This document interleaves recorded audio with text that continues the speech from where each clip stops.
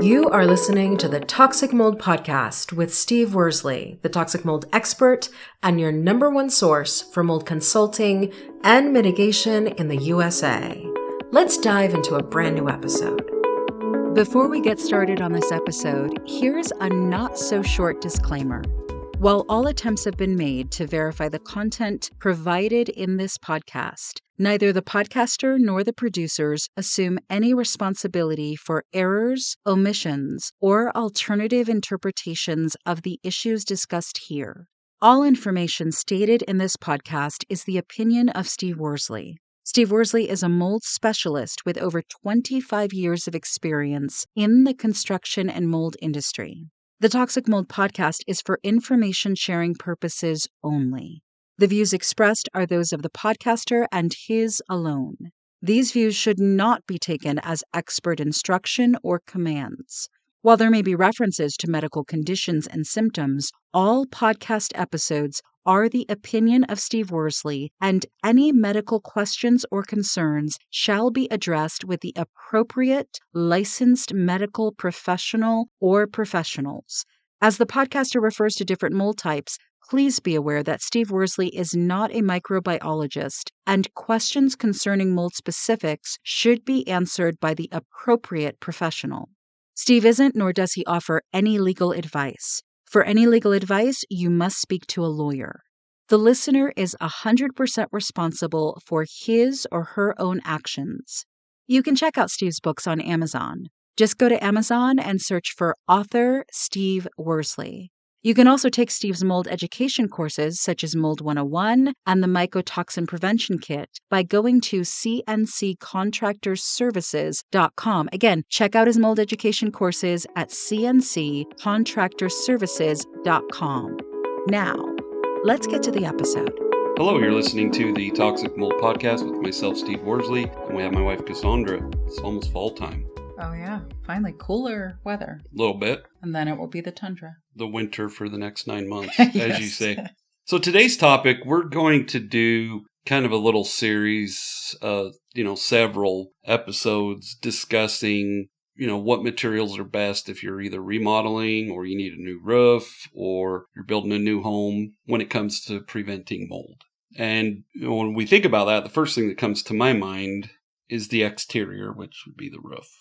Yeah, because a lot of the moisture intrusion events are outside coming in. Exactly. But let's kind of just touch a little bit on the exterior components that are important. The roof is very important, having rain gutters, the grading and drainage, and then the siding. Okay. Foundation, of course, that's important, waterproofing and all of that. But the roof, in my opinion, is kind of your first line of defense.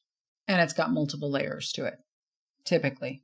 Yeah, so when we talk about a roof, obviously, we're going to talk about the latest, or not latest, but the final covering. So whether that's shingles or metal, down south, they use those tiles, things like that. And so I think what you're saying is below that, there's Tyvek. Well, Yes. Not really Tyvek. It's tar paper or synthetic tar paper, which I prefer. Ice and water shield. Then you have a subroof. Correct. Then you have roof trusses, and then you have your attic area. Yeah, so you have a lot of layers. Exactly. A lot of layers. And depending on the style of your home, some roofs, there is no attic access because it's vaulted ceilings. Mm-hmm. And, you reminded me, or told me, because not reminded me, I've never lived back east, that back east, a lot of attics are living spaces. Correct. Because the homes are so old. Yeah. Built a very long time ago, and I'm sure they used every nook and cranny of house to house people. Yeah, and they're out west, out here, we don't have that. Yeah. Unless the roof trusses were engineered and designed to be a living area. Correct. Now, just in terms of roofing material type, is there one that is preferred or best for mold prevention? Like, I think a metal roof probably is the best because it's hard to penetrate, for moisture to penetrate a metal roof. But what are your thoughts on that? In my opinion, a metal roof is the best. Okay. But before we get to the roofing material, something I just thought of is the pitch of the roof. Can you define for our listeners what do you mean by pitch? How steep it is. So the angle of the roof. Yep. Okay. A typical roof is going to be, for our listeners, most of their roofs are probably a 612. That pitch isn't too bad. Okay. Now, if you get up to like a 1212, it is steep. Mm-hmm. The least amount of pitch that you would want for a home, I would say, is 4 to 512. Okay. Now, if you have a covered porch or something like that, you can get down to lower pitches, but I would not recommend that where it's cold, like where we're at. So for snow to melt and run off properly, you would probably need at least a 412. And I would even go higher than that to a 6. And the reality is that pitch of the roof impacts whether the snow stays on the roof. Is that correct? Yep. How quickly the water will run off. Now, most, schools, commercial properties, they have more or less what we call a flat roof. But when those are designed, and we're talking new ones, older ones, they're just so problematic. Mm-hmm. They're designed where everything like flows to a drain in the center or, to the outside edges. They have, walls that they build to kind of keep all the moisture in there. The roof covering for them is more of like a membrane. It's not asphalt or metal. Okay. It's totally different. We're not talking about those kinds of roofs. But for our listeners, if you're looking at buying a home or you have on your home just a 2 or 312 pitch, you probably need to have that addressed. And so why does the pitch of the roof, how can it contribute to mold problems? Well, because if it's not steep enough, then the water's going to stand longer. So the flatter the roof is, the longer the water's going to sit on the surface. Oh, okay. And then if there are any holes or any defects, then that water goes into the home through the roof. Exactly. And, the reason why I'm not a big fan of flat roofs is obviously the longer the moisture stays there, water follows the path of least resistance. So it's going to try to find its way to get into that attic space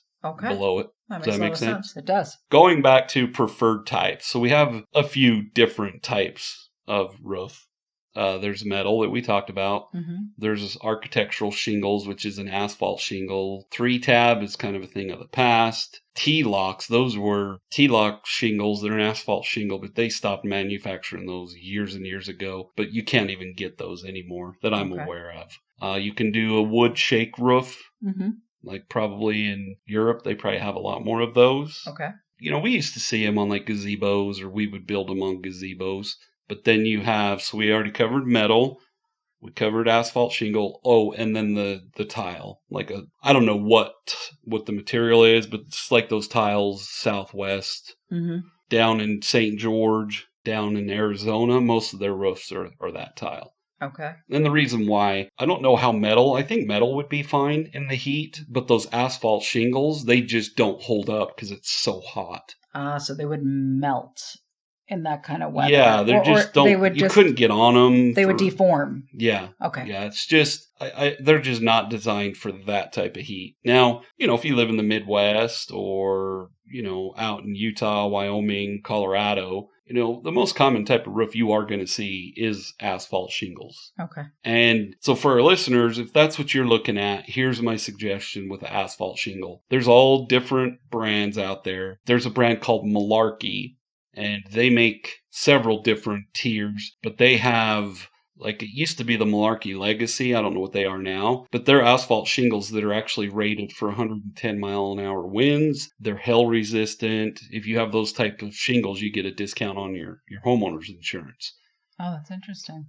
But if you can afford it, for our listeners, I would definitely put a metal roof on. Okay. So then what else besides the type of roof or type of material of roof should people consider when they're trying to prevent toxic mold? Well, we touched on the subroof. Is that what you're talking about? No, just even like what are the factors related to the roof besides the type of roof? Well, installation is obviously a key thing. You can have the best roofing material in the world, and if it's not installed properly, it's not going to work properly. That's true.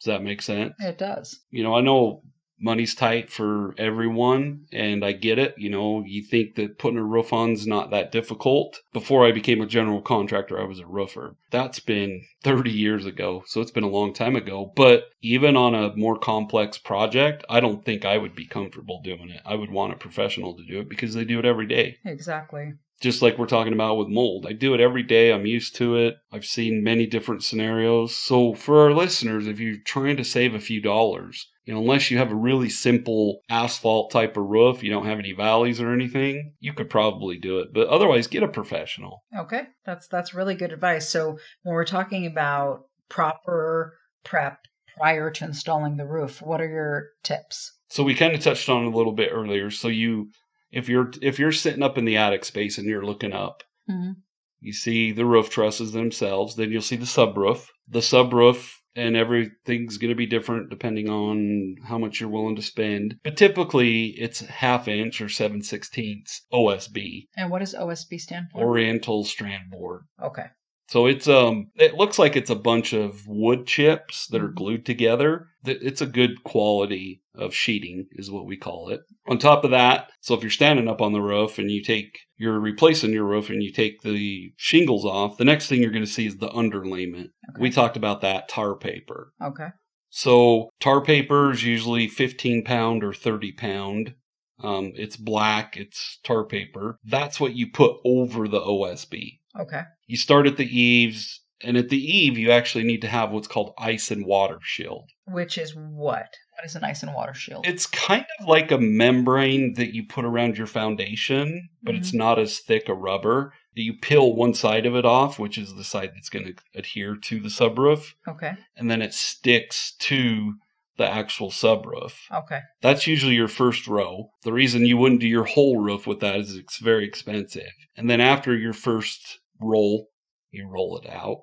It's about 3 feet wide. Then you would go to tar paper. We used to just use 15-pound tar paper, but now I prefer to use a synthetic underlayment. So it's more like a Tyvek house wrap. And why do you prefer to do a synthetic? Well, when you just tar paper a roof, you pretty much immediately have to put the roof shingles on.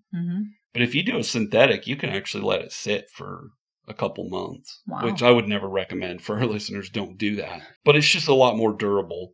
Okay, that's really good to know. So synthetic over tar paper. What else about preparation for installing should people consider? Well, you've got to have the drip edge, which I don't want to get too deep in the weeds of that. But the first row is usually put down, and then you put the synthetic, then you put the drip edge on it'd be the gable ends, but it's a piece of metal that you adhere over the tar paper, but it prevents, any moisture or anything getting in from the side of the roof. Does that make sense? That does. So it's just it's probably only a couple inches wide, and it's pretty easy metal to cut. You just use little scissors is what we would use. But you'd want to make sure that's on there. Then you want to make sure you have the proper ventilation. Okay.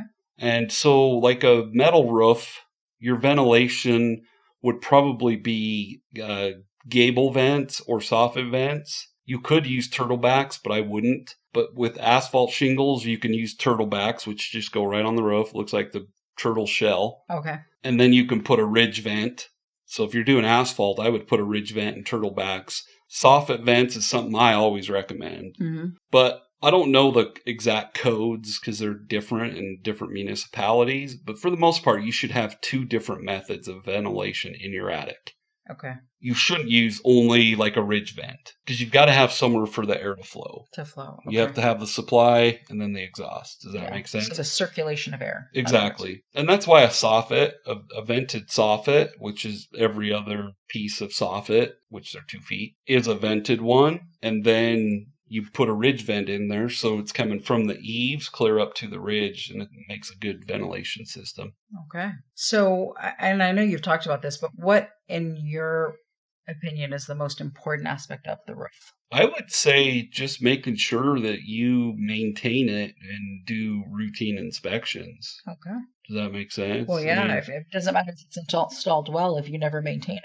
Yeah, and metal roofs you don't really have to worry too much about. But you've got to do routine inspections on the roof, which for our listeners, I don't expect you to get up on your roof. You can use binoculars.